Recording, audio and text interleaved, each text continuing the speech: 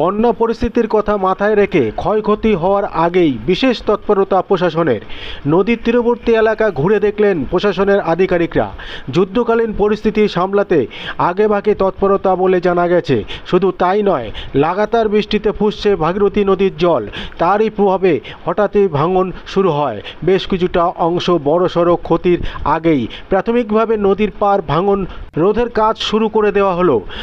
গত কয়েক বছরে নদীর পাড়ে ভাঙনের ঘটনা থেকে শিক্ষা নিয়ে প্রশাসনের তরফে এই তৎপরতা অনেকটাই তাৎপর্যপূর্ণ। আপনারা দেখছেন নিউজ নদিয়া এক্সপ্রেস। চ্যানেলটিকে সাবস্ক্রাইব, লাইক, শেয়ার এবং ফেসবুক পেজটি ফলো করুন আর দেখতে থাকুন নিউজ নদিয়া এক্সপ্রেস।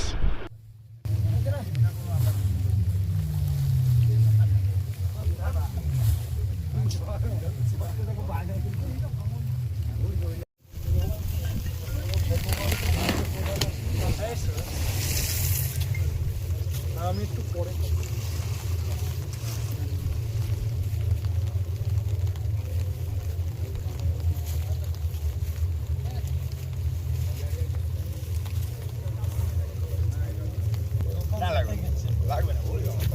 একটু এদিকে তাকান।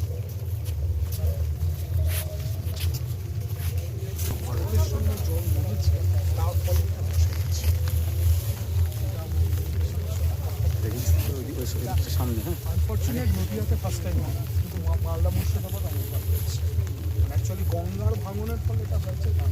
আপাতত ওনারা 24 ঘন্টার মধ্যে কাজ শুরু করে দিলেন। জলটা নেমে গেলে অ্যাজ ইট ইজ যে জায়গায় ছিল সেই জায়গাতেই তো যেটুকুনি ভেঙেছে ওটা ওই আমরা লোকাল ফাটার সাথে কথা বলে কিছু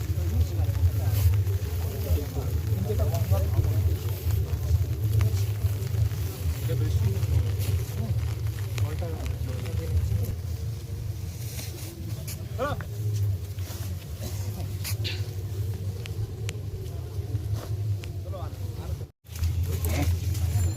জলটা টোটালটাই যখন অ্যানাউন্সমেন্ট হয়েছিল তখন ব্লক সদস্যের ঘর টোটাল পিডব্লিউ। হ্যাঁ বল।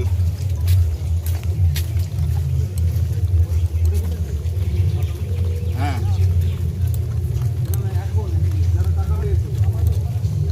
বোঝার দরকার নেই, ওরা চাইছে না সেটা, সেটা আমরা বুঝবো।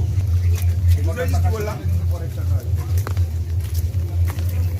8 মিটার হলো না, 2 মিটারই আছে, 8 মিটার এই আছে। বর্তমানে প্রাইমারি 171 তো এমনি বেরিয়ে গিয়েছে, 1.1 সেটা লাগবে না। 71 একদম একদম একদম 800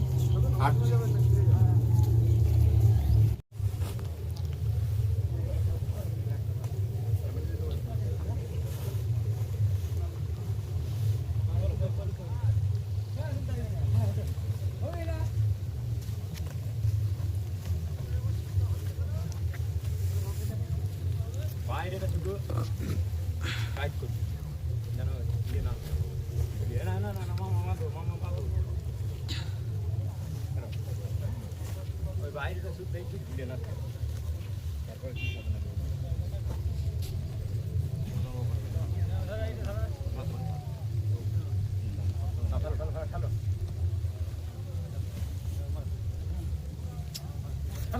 আসলেন এই যে একটা জায়গা ক্ষতিগ্রস্ত, আমি আজকে ইন্সপেকশন করেছিলাম। এসডিও ইরিগেশন সাহেব আছেন এখানে, উনি বলছেন অ্যাজ পার হিজ অ্যাসেসমেন্ট এই জলের রিভারের প্রেশার থেকে হয়নি, যে এক্সেসিভ রেইনফল হয়েছে তার জন্য হয়েছে। তো ইরিগেশন ডিপার্টমেন্ট এখানে ইনকোয়ারি করার পরে এখানে কিছু রিপেয়ারিংয়ের কাজ স্টার্ট করছে। যদি আর কিছু সাপোর্ট লাগবে লোকাল অ্যাডমিনিস্ট্রেশন থেকে তো আমি বিডিও সাহেব এখান থেকে দিয়ে দেবে। এমএলএ সাহেব যেটা স্যার, শান্তিপুর যে হরিপুর পঞ্চায়েতের চৌধুরীপাড়া এলাকা রয়েছে, এটা বেশ কয়েক বছর ধরে কিন্তু বর্ষা আসলে একটা ভাঙন কবলিত স্থানে পরিণত হয়। আপনি আজকে এলাকা পরিদর্শন করলেন, পাশাপাশি একটা ভাঙন ছোট্ট হয়েছে, সেখানে তৎপরতার সাথে কাজও চলছে, সেই জায়গায় আপনি গেছিলেন, কি বলবেন প্রাসঙ্গিক বিষয় নিয়ে? আমরা আগে সতর্ক হয়ে ব্যবস্থা পুরো দেখে রাখলাম।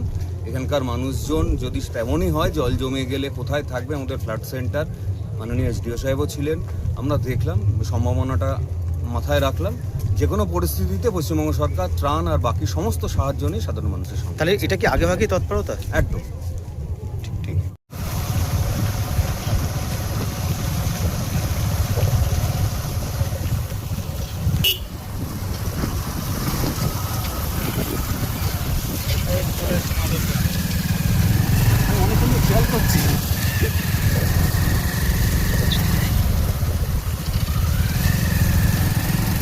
ভেতর রাস্তা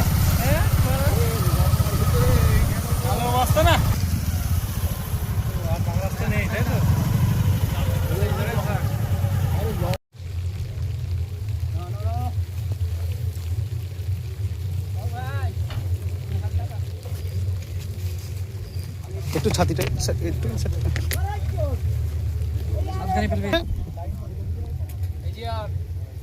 একই জায়গায় যেন না পড়ে, একটু আগা পিছে করবে, গেটের জায়গাগুলো আগা পিছে করবে। দাদা, সে আবার একই সমস্যা, সেখানে আবার সমাধান হওয়ার চেষ্টা, কি বলবেন? না, একই সমস্যা নয়, একই ভুল আপনারা বারবার করবেন না। এসডিও সাহেব যেটা বললেন আপনাদের নিশ্চয়ই আপনাদের ফোনে রয়েছে, এটা গঙ্গার ভাঙন নয়। অতিরিক্ত বর্ষণের ফলে বসতি অঞ্চল থেকে যে জল নেমেছে গঙ্গাতে, তার ফলে জায়গাটা বসে গেছে। 1 নম্বর, এটা গঙ্গার ভাঙন নয়। 2 নম্বর হচ্ছে 24 ঘন্টার মধ্যে আমি ধন্যবাদ জানাবো মাননীয় মুখ্যমন্ত্রী মমতা বন্দ্যোপাধ্যায় এবং জলসেচ দপ্তরকে, যে তারা 24 ঘন্টার মধ্যে ভাঙন রোধের কাজটা শুরু করে দিলেন। 3rd, যে মুহূর্তে জল নেমে যাবে সেই মুহূর্তে আবার পুনরায় কাজ শুরু হয়ে আগের অবস্থাটাকে ফিরিয়ে দেওয়া হবে। আমি কোট অ্যান্ড কোট আবারও বলছি, এটা গঙ্গার ভাঙন নয়, এটাকে আপনারা ভাঙন বলবেন না। এটা আমার কথা নয়, টেকনিক্যাল যারা অফিসাররা রয়েছেন ইরিগেশনের তাদের বক্তব্য। মানে বিষয়টি নজরে আসা 24 ঘন্টার মধ্যে তৎপরতার 100 ভাগ। এইভাবেই তো কাজ করতে আমরা অভ্যস্ত, খাতায় কলমে আর মাইকে বগ্নি দিয়ে তো লাভ নেই, কাজ করে দেখাতে হবে। আপনারা কাল এসছিলেন, আজ আমি এসছি, পার্থক্যটা চোখে দেখতে পাচ্ছেন। এতজন মানুষ কাজ করছে এবং স্বয়ং এসডিও রানাঘাট এসে উপস্থিত হয়েছেন উইথ ভিডিও। আজকে কি প্রাথমিক স্তরে কাজ শুরু হলো? প্রাথমিক স্থানে এই মুহূর্তে এই বর্ষায় তো আর কিছু করণীয় নেই, আর যাতে না ভাঙে জায়গাটা সেটার ব্যবস্থা আমরা করে দিলাম। জল নামলে পুনরায় কাজ শুরু করে পুরনো অবস্থায় ফেরত পাঠানো হবে জায়গাটিকে, যেমন ছিল তেমন করে দেওয়া হবে।